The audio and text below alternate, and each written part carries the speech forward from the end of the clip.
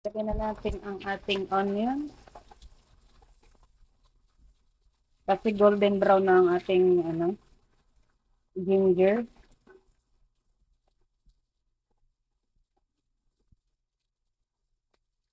So we're making chicken tinola or chicken soup with lots of different kind of vegetables.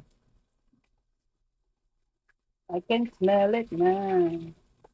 Smells so good now. And then we're gonna add this lemongrass para yung among niya, lasa niya, pumunta na rin sa chicken.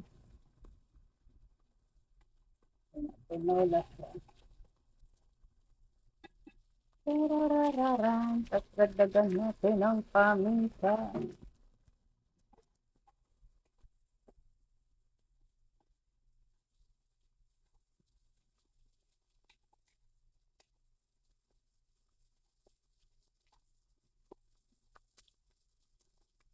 Ang bango na. Yan, pag naamoy na, lagay na natin ang malinis na chicken. So, nalinis ko na ito sa may asin.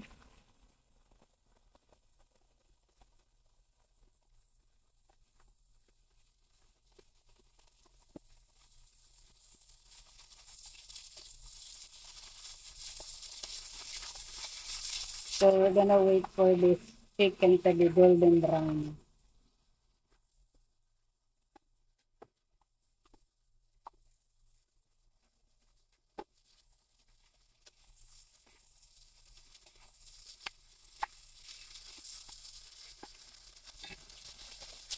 Tapos, lagyan na natin ng patis. So, we're gonna put the fish sauce already so the taste is gonna be inside the chicken already. So, we're gonna wait para mag golden brown. Okay, so here we go. It's golden brown now. Our chicken. So it's in the golden brown, and you know the secret to make the tinola is you gotta save the one when you're gonna cook the rice. So when you wash for the second or third time, you gotta save the water. I'll show it to you. So this is the water when I wash the rice, and then we're gonna add that later over here. Our tinola. So it's golden brown now, and then we're gonna add this different color of vegetable.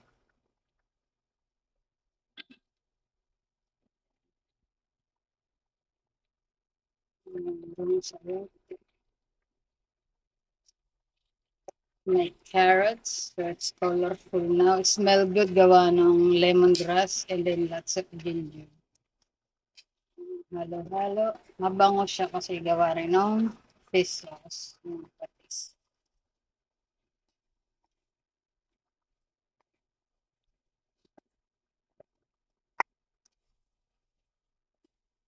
And then later we're gonna add the spinach. So pretty. See? Ang ganda ng kulay no?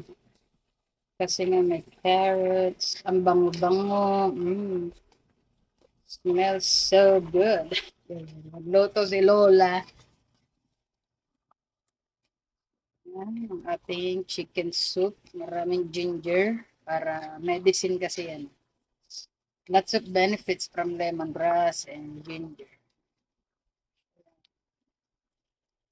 Lalagay na natin ang water from rice.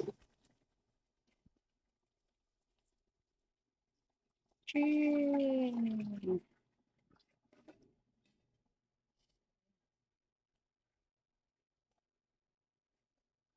So, para siyang chili. Eh, so, yeah. So, yun na, maglalagay na tayo ng last part kasi luto na yung mga sayote carrots. I can smell the cilantro. Ang bango ng cilantro. Smells so good ng cilantro. Ayan. So I still have brown sugar in my face and aloe vera and coconut oil. I leave it there because that's how I clean my face. Brown sugar. So titikman na natin ang ating tinola. So sweet. I like cilantro. So the bago and ginger, maybe we add more patis for the taste.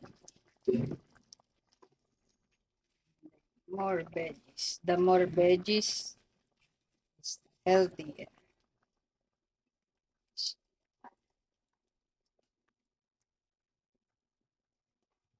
So I'm not using any uh, preservative for flavor like buyang. This is just ginger, cilantro, and fish sauce. That's my flavor. The flavor. Lots of veggies. You see how pretty. Huh?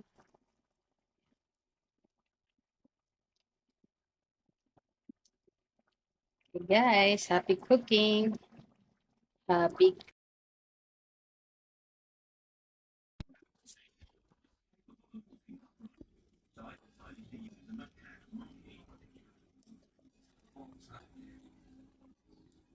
Because the macaque monkey usually walks on all fours, his attempts to stand upright are among the closest the scientists can get to the action of our ancient ancestors.